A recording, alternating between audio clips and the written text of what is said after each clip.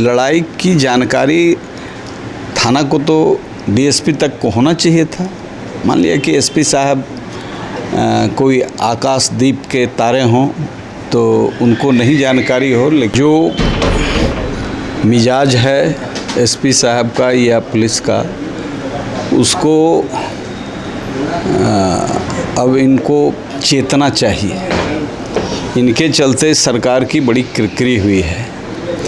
सरकार कानून व्यवस्था को सुदृढ़ करने के लिए ठोस कदम उठाया और अति उत्साह में पुलिस ने वहाँ गलत कदम उठाया। ये अति उत्साह नहीं है, वो तो लग रहा है एकदम साजिश है।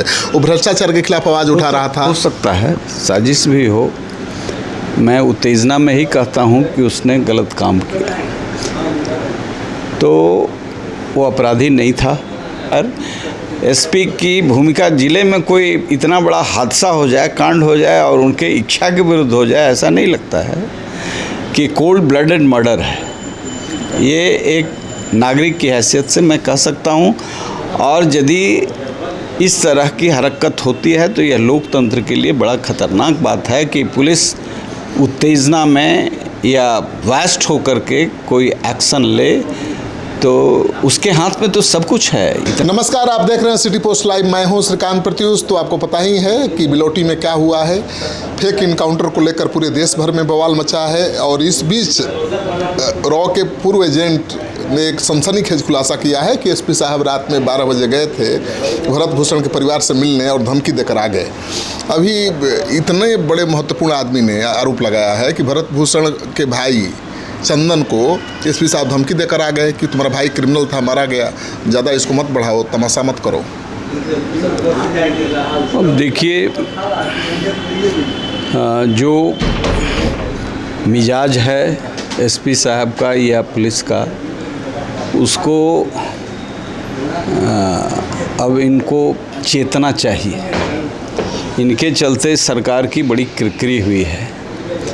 सरकार कानून व्यवस्था को सुदृढ़ करने के लिए ठोस कदम उठाया और अति उत्साह में पुलिस ने वहाँ गलत कदम उठाया। ये अति उत्साह नहीं है, वो तो लग रहा है एकदम साजिश है। वो भ्रष्टाचार के खिलाफ आवाज़ उठा रहा था। हो सकता है साजिश भी हो, मैं उत्तेजना में ही कहता हूँ कि उसने गलत काम किया, तो वो अपराधी नहीं था। और उस गांव से मेरा 30-35 वर्षों से रिश्ता रहा है। वो बड़ा प्रगतिशील गांव है। अब कभी कभी इन लोगों को, आजकल तो सिपाही भी पढ़ा लिखा खोजा जा रहा है और उसके लिए परीक्षा भी हो रही है, तो पीपुल फ्रेंडली ये शब्द सिर्फ डिक्शनरी में ना रहे, इसके लिए शिक्षित सिपाही भी हो। वह लोक सेवक था। चूँकि घटना के बाद सबसे ज़्यादा प्रतिक्रिया यदि हुई है तो अति पिछड़ा और दलित समाज में हुआ है। उन्हीं की लड़ाई लड़ रहा था, उन्हीं की लड़ाई लड़ रहा था, और वह लड़ाई की जानकारी थाना को तो डीएसपी तक को होना चाहिए था। मान लिया कि एसपी साहब कोई आकाशदीप के तारे हों तो उनको नहीं जानकारी हो, लेकिन जब थाना को के पूरे संज्ञान में होने के चलते कि वो अपराधी नहीं है, तो अपराधी नहीं है, लोक सेवक है, और उसने गुस्से में हथियार दिखाया, तो उस समय यदि इनकाउंटर हो जाता तो हम मान सकते थे। जो नहीं होना चाहिए था, वो गुस्सा था उसको प्रतिनिधियों से, या जनप्रतिनिधि से हो या सरकार के प्रतिनिधि से हो, गुस्सा था। वो गरीबों के हित में लड़ाई लड़ रहा था, उसका इम्प्लीमेंटेशन नहीं हो रहा था, तो ये गुस्सा उसके अंदर था। कल मैं गांव के विभिन्न लोगों से सब टोलों में जा कर के बैठा, चूँकि कम से कम 20 रात हम बिताए होंगे उस गांव में। कहीं से घूम करके आते थे तो मैं वहीं खाना खाता था, रात में सोता था। हमारे कई पारिवारिक मित्र हैं, सबसे मैंने लिया कि तो ये कोल्ड ब्लडेड मर्डर है, और माननीय मुख्यमंत्री ने बहुत ठोस कदम उठाया और बहुत रैपिडली उठाया। लेकिन आज भी कुछ सनकी लोग हैं यदि धमकी देते हैं तो ये पराकाष्ठा है, उनके सनक की पराकाष्ठा है। और कभी कभी मिल जाते हैं, हम लोगों से मिल जाते हैं ऐसे सनकी अफसर, दूसरे की बात तो मैंने तो थानेदार को इंट्रोगेट किया है 45 मिनट, जो इनकाउंटर में शामिल था। उसकी बातों से एकदम क्लियर है कि एसपी साहब के लगातार संपर्क में था वो। एक व्हाट्सएप मैसेज आया एसपी साहब का और पुलिस का प्लान बदल गया। पुलिस पहले कहाँ मार रही थी, उसको समझा ही रही थी। 4 घंटा थानेदार समझाने की कोशिश किया, लेकिन एसपी साहब का व्हाट्सएप मैसेज आने के बाद खेल बदल गया। देखिए, इस पर मैं अभी कुछ नहीं बोलूँगा, इसलिए कि जुडिशियल इंक्वायरी चल रही है। जाँच होनी चाहिए कि नहीं एसपी की भूमिका की पूछ रहा हूँ। एकदम एसपी की भी भूमिका है, लेकिन जुडिशियल इंक्वायरी हो रही है, इसलिए मैं अपना कोई ओपिनियन नहीं दूंगा। Let them inquire. एसपी की भूमिका, जिले में कोई इतना बड़ा हादसा हो जाए, कांड हो जाए और उनके इच्छा के विरुद्ध हो जाए, ऐसा नहीं लगता है कि कोल्ड ब्लडेड मर्डर है। ये एक नागरिक की हैसियत से मैं कह सकता हूँ। और यदि इस तरह की हरकत होती है तो यह लोकतंत्र के लिए बड़ा खतरनाक बात है कि पुलिस उत्तेजना में या वास्ट होकर के कोई एक्शन ले, तो उसके हाथ में तो सब कुछ है, इतना हथियार है, जखीरा है। यहाँ तक कि हमारे नेता जॉर्ज फर्नांडिस, यहाँ तक कि जो नक्सली आंदोलन में लोग थे, उनको भी रास्ते पर लाने के लिए हर संभव प्रयास किया जाना चाहिए। और आज केंद्र सरकार कर रही है, आज प्रधानमंत्री नरेंद्र मोदी इस बात को कर रहे हैं। पूरा मोटिवेशनल प्रोग्राम कर के आज देश में नक्सली आंदोलन का एक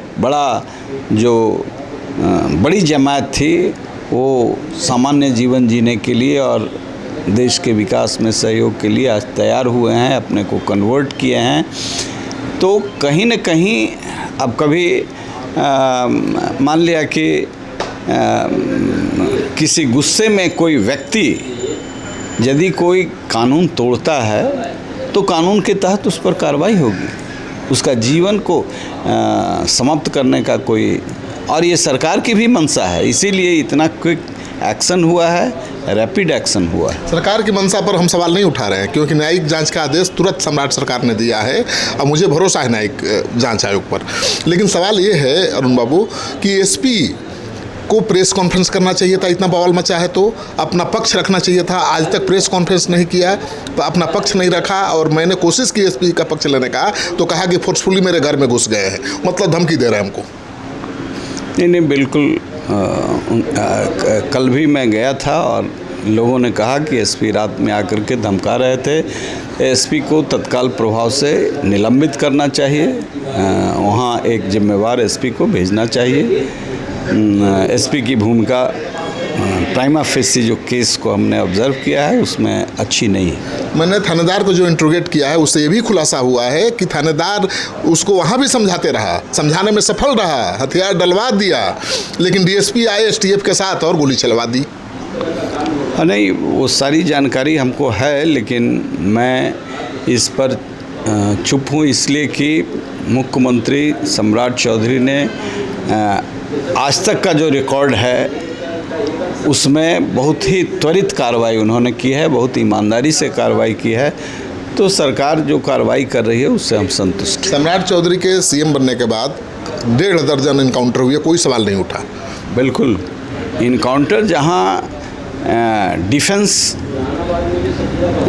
में गोली चलानी पड़े हो या अपराधी भाग रहे हों, फायरिंग करते हुए भाग रहे हों, वहाँ पर अपराधी हो तो ना, ये तो अपराधी है ही नहीं।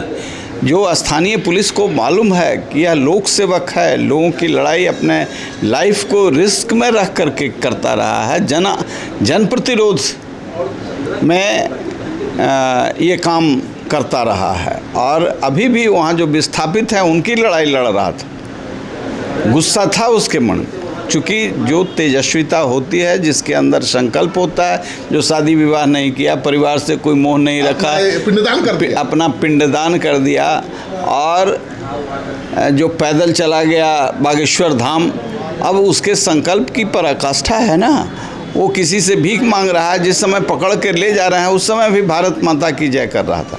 वहाँ हमको ये पता चला कि माननीय नरेंद्र मोदी प्रधानमंत्री का वह माने बड़ा फैन था। डेस्परेटली वो उनका फैन था। अब ये इतना बड़ा सनातनी है और उसको तुम बिल्कुल झंडा लिए हुए और वो आवाज़ दे रहा है और भारत माता की जय बोल रहा है, तो कभी कभी किसी के मन में, जैसे आपने देखा होगा मुन्ना भाई,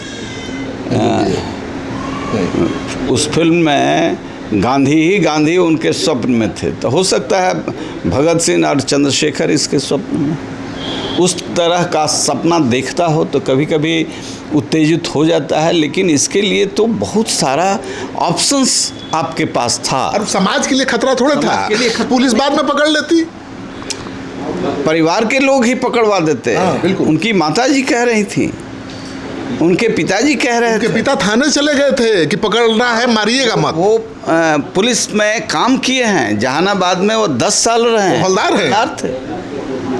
अब ऐसे परिवार से आप थोड़ा सा भी तो सिंपैथी होनी चाहिए थी। और बिल्कुल लॉ अबाइडिंग परिवार है।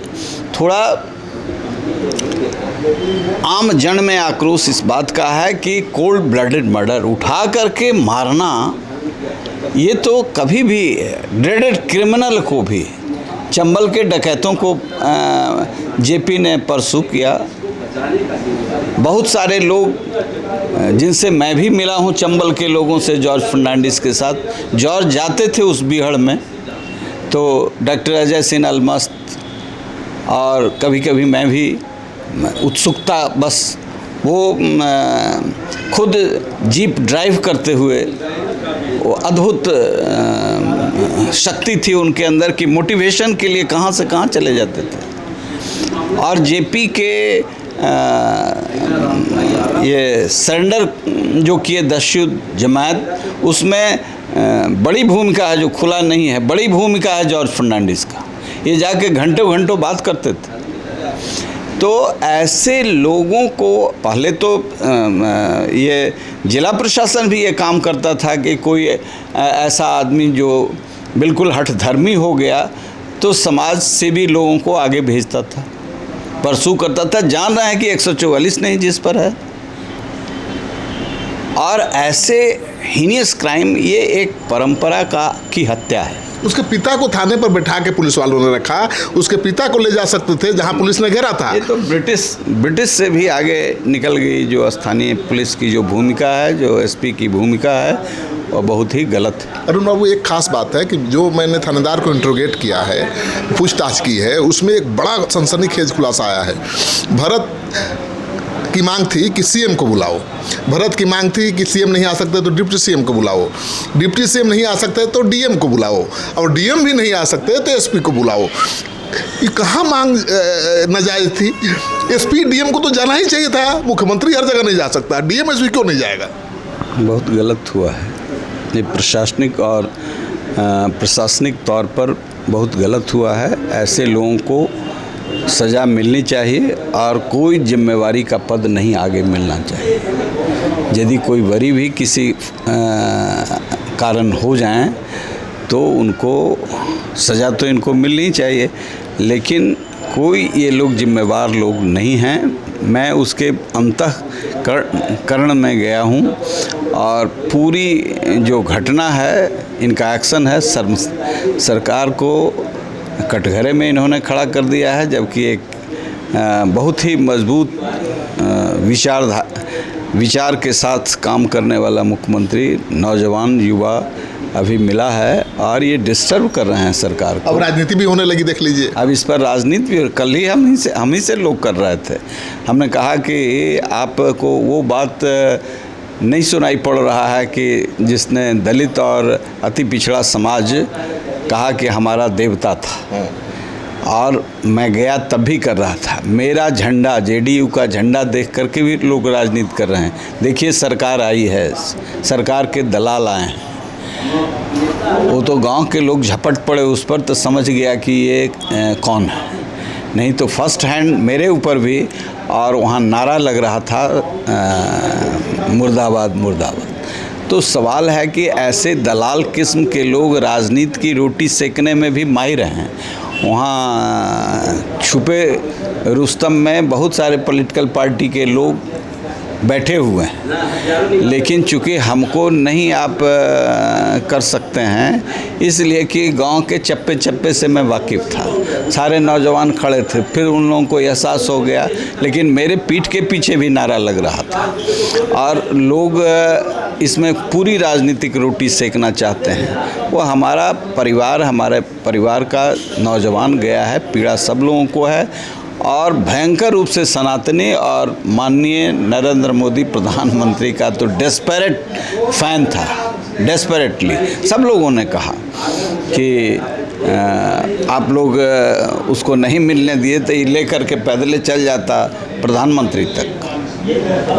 इतना जुनूनी आदमी, तो उसके इसी सच्चाई से लड़ने वाला आदमी को आपने ये कहीं विदेश में हो जाता तो होता, अपने घर में इस तरह का काम हुआ है। बहुत गंदा और बहुत घृणित। वो जुनूनी था और गरीबों की लड़ाई लड़ रहा था और ये शायद इसीलिए पुलिस के निशाने पर आ गया। लेकिन सरकार ने तुरंत बिना देर के न्यायिक जांच का आदेश दे दिया, तो उस पर भरोसा करना चाहिए। और जो नेता राजनीति कर रहे हैं उनको सबक सिखाना चाहिए। राजनीति करेंगे तो गुनहगार बच जाएंगे और भारत को कभी न्याय नहीं मिल पाएगा। नेताओं को आंदोलन ही करना है, नेताओं को बड़ी चिंता है भारत की, तो राजनीति करने की बजाय, सरकार पर निशाना साधने की बजाय उनको उस गांव में जाना चाहिए जिनकी लड़ाई वो लड़ रहा था, उनकी समस्याओं का निदान करना चाहिए, जिसके लिए उसने आखिरी सांस तक लड़ाई लड़ी। आप क्या सोचते हैं? इस वीडियो को खूब शेयर करिए, कमेंट बॉक्स में ज़रूर कमेंट करिए और ज़रूर बताइए कि अरुण बाबू का साक्षात्कार आपको कैसा लगा। मुझे